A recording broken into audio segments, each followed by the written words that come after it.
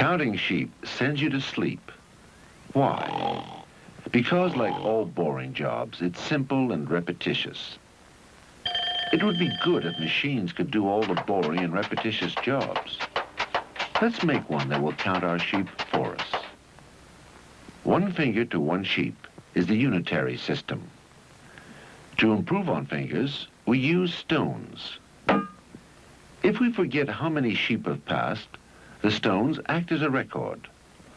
They are a memory store. Lots of sheep need lots of stones. An improvement on the unitary system of one sheep to one stone is the decimal system.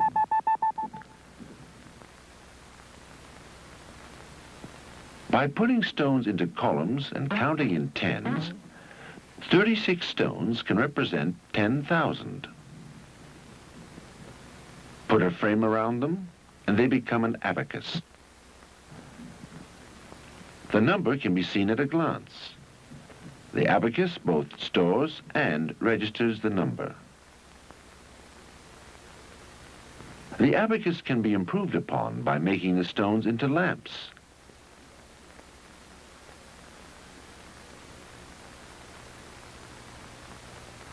Then, by adding a switch, the sheep can count themselves. The sheep switch and register can be thought of as input, control, and output. This is a simple computing device.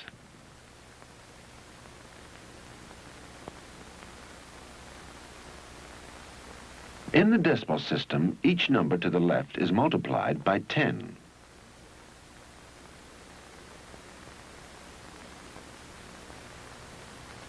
In the binary system, each number to the left is multiplied by 2, but the numbers are added to get the result.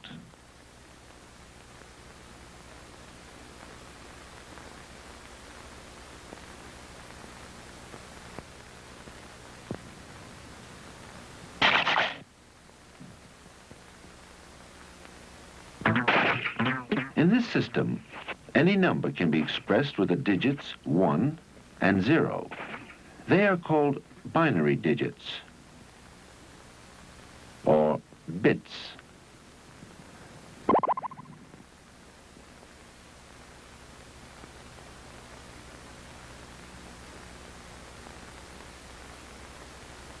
They can represent the on-off state of the lamps, a current flowing or not flowing.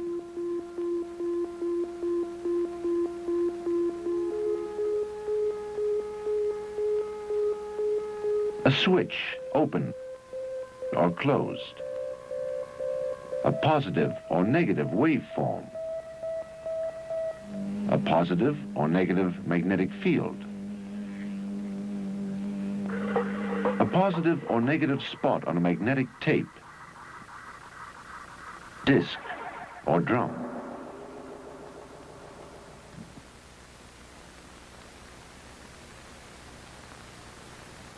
The presence or absence of a hole in a punched card. By combining these devices in different ways, numbers can be put into a computer, processed, and the result shown. First, a number is put into a punched card.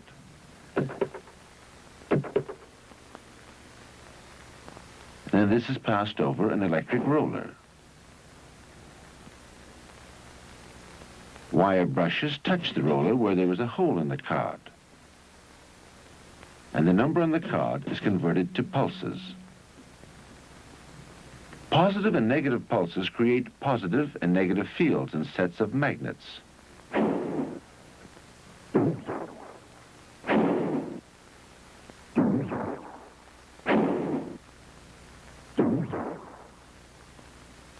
The magnets act as a memory store.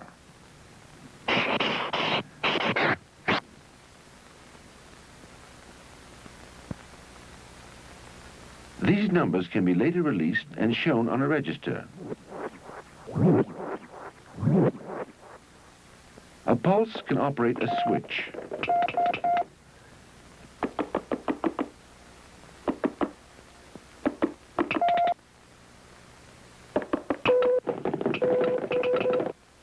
In this way, instructions can be sent to different parts of the computer.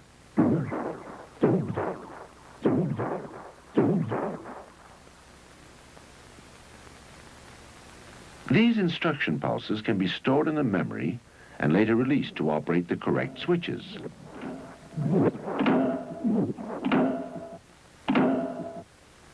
The switching instruction is called the program. This is stored first. Then the numbers to be calculated are stored, and they are called the input data.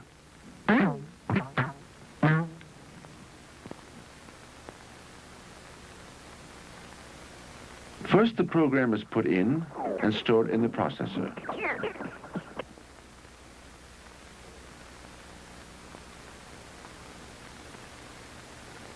Then the input data is put in and stored separately. When both the program and the input data are stored, the computer is ready to begin.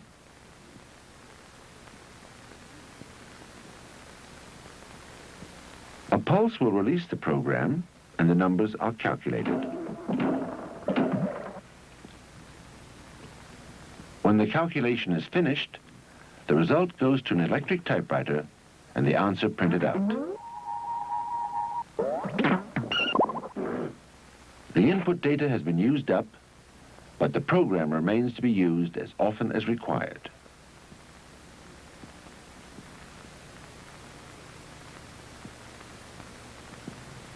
If you had lots of routine calculations to do, you would use reference tables.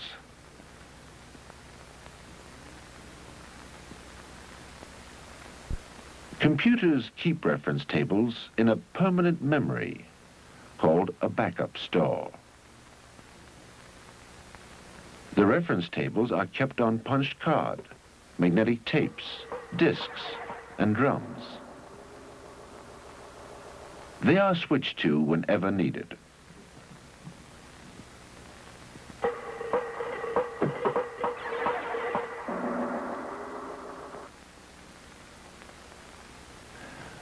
So far, all the input data has been numerical, but it can also be alphabetical. The combination of words and numbers is called alphanumeric.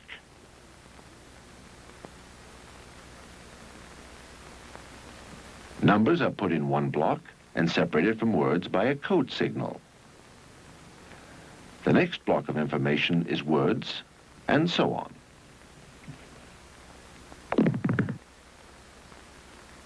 The punch tape is passed over a recording head, and the words and numbers are stored until needed.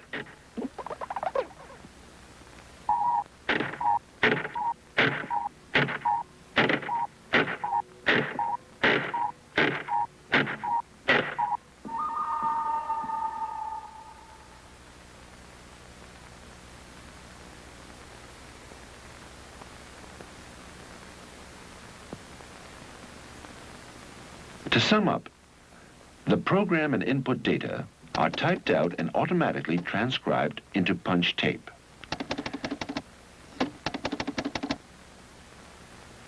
This is fed into the computer and processed. The answer is punched into tape, and this tape is fed into the output typewriter, where the answer is clearly shown. Before a problem can be put into a computer, it must be broken down into a series of simple and logical steps. This is called a flowchart. Imagine a man learning to juggle. The sequence of steps would be: pick up clubs, toss them in the air, catch them. Did you catch them? No? Start again. Pick up clubs, toss them in the air, catch them. Did you catch them? Yes? Finish.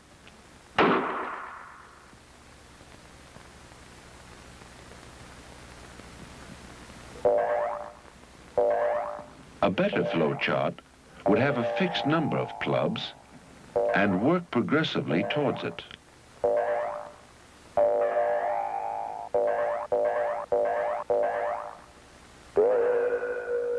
Logical statements are either true or false. These can be shown by 1 and 0.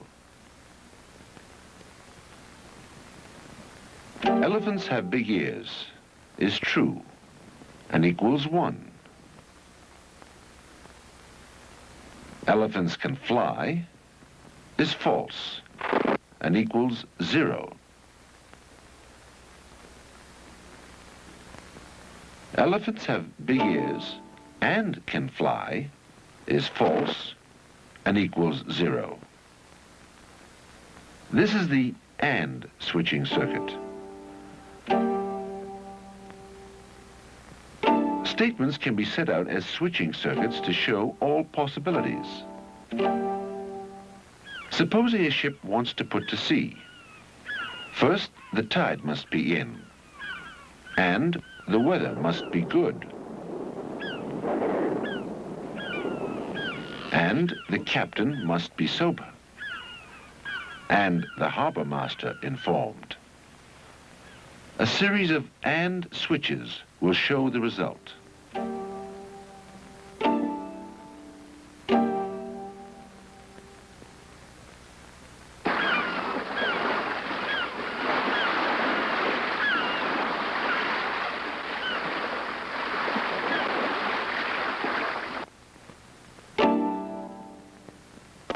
Another logic circuit is the NOT relation.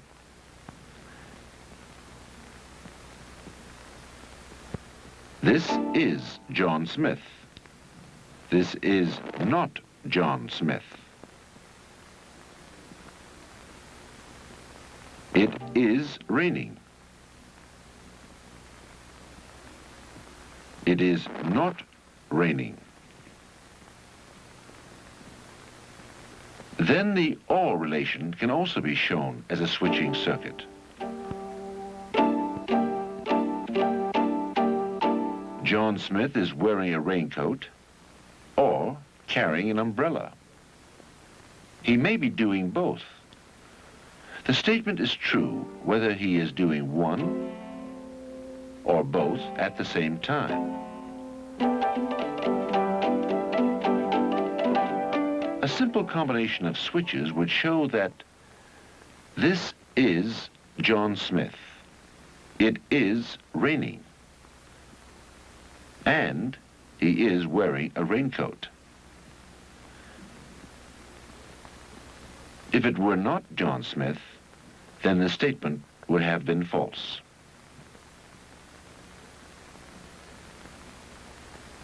The computer can do 3 things extremely well: calculate very fast, operate complex sequences of switches, store vast quantities of information.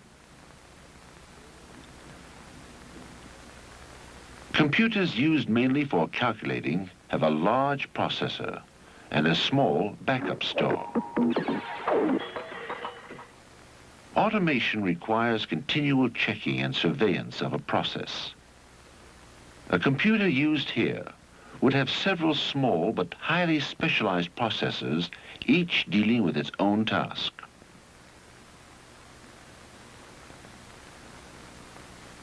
A computer used for information retrieval requires a large backup store, but a relatively small processor. This type of computer may be used in a large company with thousands of files relating to sales, organization, accounts, stock control, management decisions, and so on. Time, money, and effort is saved by having all this information instantly available. The most complex use of the computer is in space travel. Before a rocket can be sent to the moon, all the conditions it's likely to meet must be simulated. Engineers, doctors, chemists, weathermen, physicists, communications experts must all translate their work in terms that a computer can understand.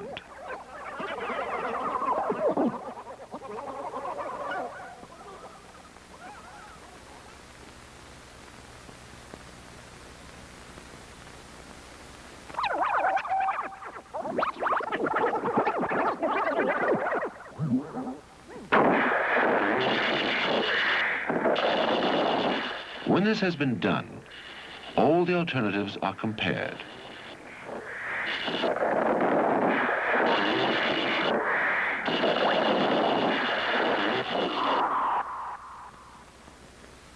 Only when every possibility has been considered and checked will the rocket go into production.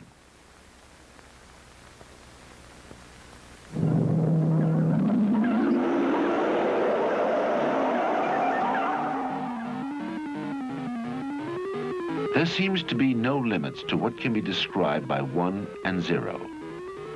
Pictures, movement, music, and color can all be processed, stored, and retrieved. Can the computer handle any form of information? So far, no one has used 1 and 0 to describe love or hate, fear or courage, generosity or greed, goodness or evil. But it's quite possible these two will find ways of being computerized. It may be a long way off, but if the thought of it makes you lose your sleep, you can always try counting sheep.